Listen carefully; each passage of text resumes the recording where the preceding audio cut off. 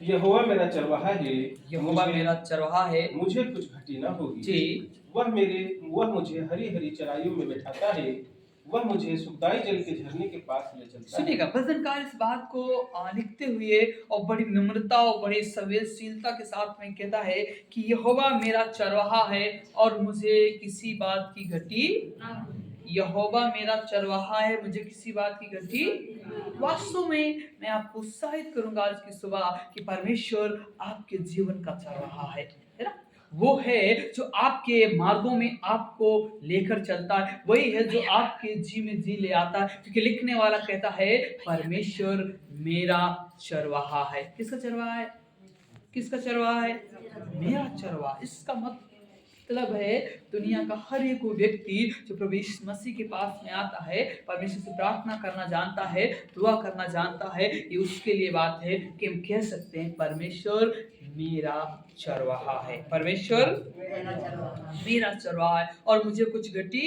आपको पता है जब परमेश्वर आपके जीवन का भाग हो, आपको उस चीज की चिंता नहीं करना है। हालेलुया।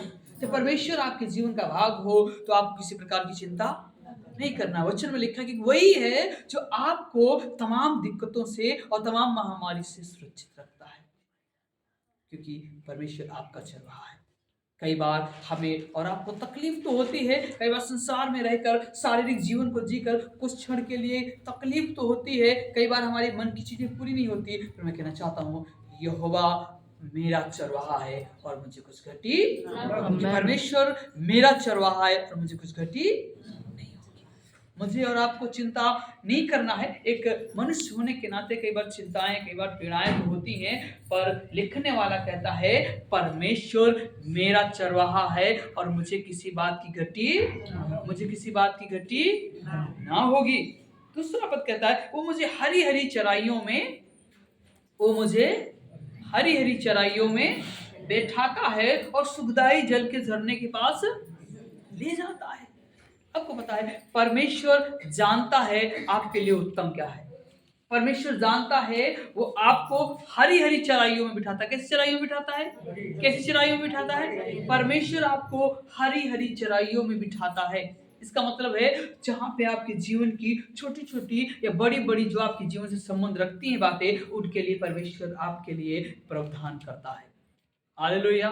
इसलिए कहता है परमेश्वर तो मेरा चरवाहा है और मुझे हरी चराइयों में ले जाता है ना, और सुखदाई जल के झरने के पास ले जाता है। एक ऐसा जल, एक ऐसा झरना जो हमारे जीवन की, इस संसार की प्यास बुझे ना बुझे, और उस पानी से, उस जल से, उस झरने से हमारी आत्मिक प्यास जरूर बुझती है। हालेलुया। और हम परमेश्वर में दृढ़ होकर, आत्मिक होकर हम परमेश्वर की आराधना करते हैं। हालेलुया जी।